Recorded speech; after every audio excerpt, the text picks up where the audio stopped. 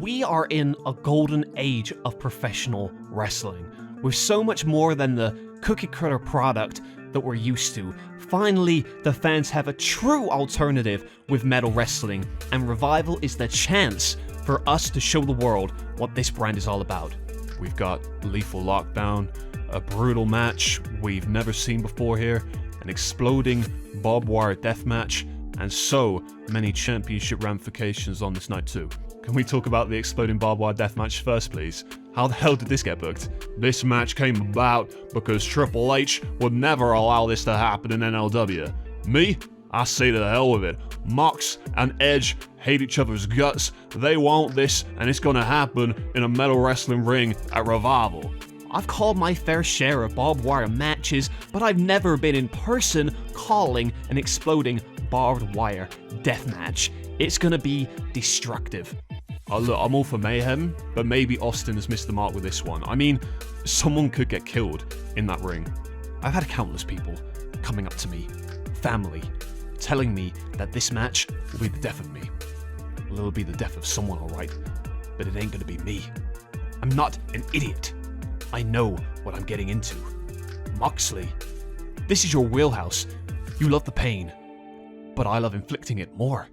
This little rivalry we got, it ends in fireworks, courtesy of the Rated R Superstar. Do I hate Edge? Honestly, I don't care. That might be surprising to some people, but recently, I don't know, man, I'm just over it. But I do care about professional wrestling. I do care about fighting. I care about spilling my blood for the love of the game. Barbed wire is awesome enough, but add in explosions and now we are quite literally talking about a powder keg ready to explode. Edge, you tried to run the Moxley hype train, and you couldn't hold on long enough to hang with me. At Revival, I'm gonna end your career, just for the hell of it.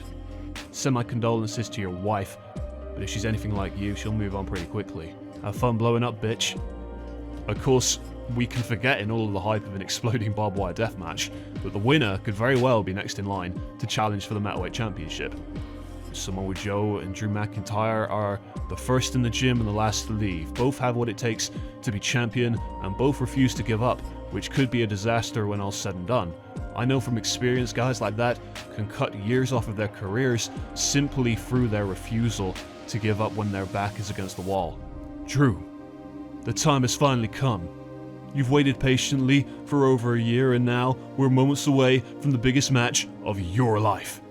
Take a moment to soak it all in, live for the moment, cause I have no doubt that someday you will be world champion, but today is not that day. My match with Samoa Joe was supposed to happen at NLW 100, but was unfortunately cancelled by Triple H. Then again, this could be a blessing in disguise. After all, the victory will feel that much sweeter in front of a rabid metal wrestling crowd in the combat zone. I was this close to realizing my destiny inside the Elimination Chamber, and I let it slip through my fingers. Delaying this match has just been delaying the inevitable.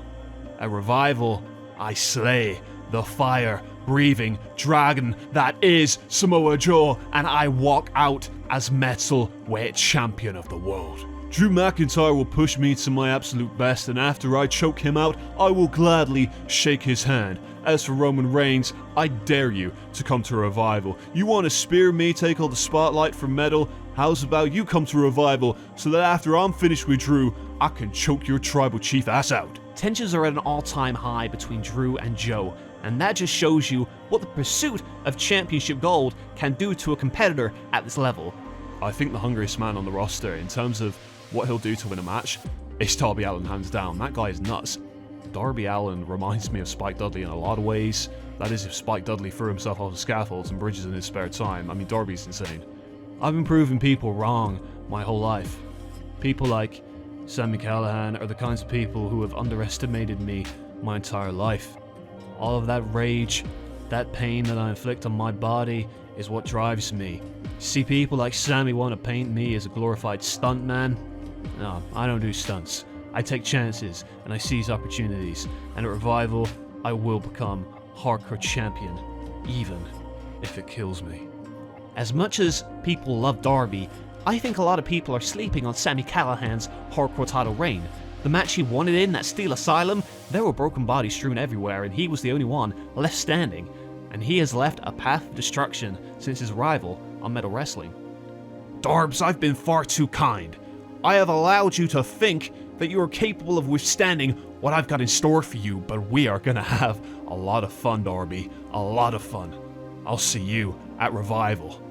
Not only will the Hardcore Championship be defended, we also got 2 brand new titles coming for 2 very strong divisions. The Knockouts title for the women and the Heavy Metal Tag titles for the tag division. I think what's so great about the women's division on Metal is the depth. You know, you look at NLW and you see Ronda Rousey taking vacation time off every week. Metal's ladies, they're busting their asses fighting for a shot at the big time. Trish Stratus is a legend, Gail Kim is a Hall of Famer in her own right, and then you've got Ember Moon, the standard bearer for modern women's wrestling and of course the future of women's wrestling arguably in Riho. I have a feeling this could surprise a lot of people. I want competition on my show. I want people beating the hell out of each other in the name of metal, and those heavy metal tag team titles personify exactly what I want in my wrestling. War Machine and the Kings of Wrestling, 4 tough bastards colliding for the gold. But of course, there's still a dark cloud hanging over this event. NLW sending the Undisputed Era as hired guns to take out Metal's top guys. Lethal Lockdown, never thought I'd have the opportunity to call one, but here we are. I've competed in my share of Lethal Lockdown matches. It's basically survival of the fittest, you know, 6-sided steel cage, team members alternately every minute or so coming in, and once everyone's in, the roof lowers and then there is no escape. Weapons literally descending along with the roof. First pinfall or submission wins it for their team. Undisputed Era. I know them all far too well. I've been fighting them for 2 years straight. Hell, Adam Cole, I'll give him credit. He beat me 1, 2, 3 in the middle of the ring. He fought, we'd spill blood in that street fight. Him, Fish, Strong, O'Reilly. I'm fixing to spill buckets and buckets of their blood in that cage. Metal have stood their ground on multiple occasions. They've managed to infiltrate NLW over the past few months, even using a freaking tank for God's sake. Undisputed Era have also come to our turf before, you know, they've attacked Austin, they've attacked John Cena, and then we saw what they did to Metal's newest signing, Bryan Danielson, this past week.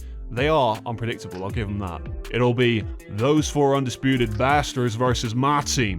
The man you tried to recruit and turned you down, Finn Balor.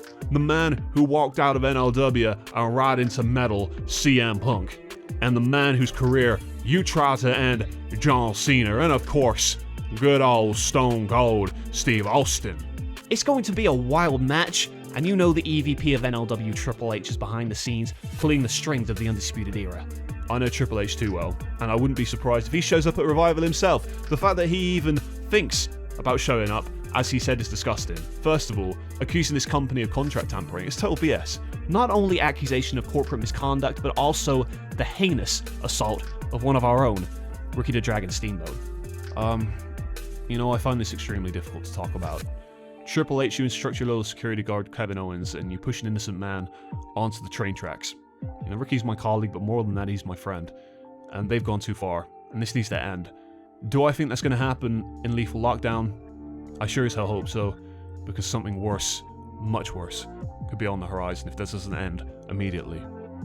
You show up to my show when you know half of us won't be there. Well, when my team shows up at Revival for Lethal Lockdown, NLW, Triple H, and the Undisputed Era will regret the day they pissed off the Texas Rattlesnake. Your asses belong to Stone Cold Steve Austin. We are gonna tear you apart and rip you to shreds. And that's the bottom line, cause Stone Cold said so. Don't miss Metal Wrestling Revival live on pay-per-view. We will see the Knockouts Championship on the line in a fatal 4-way match, plus the Heavy Metal Tag Team titles are decided when the Kings of Wrestling battle War Machine. We've also got the Hardcore Championship on the line. Sami Callihan defends against Darby Allin for the Metalweight Championship. Samoa Joe puts the championship on the line against Drew McIntyre. Then, in an exploding barbed wire deathmatch, John Moxley looks for revenge against the Rated R superstar Edge. And in the main event, it's Team Warfare, Lethal Lockdown, the Undisputed Era versus Austin, Cena, Balor, and Punk. It's gonna be all-out war. Do not miss Revival live.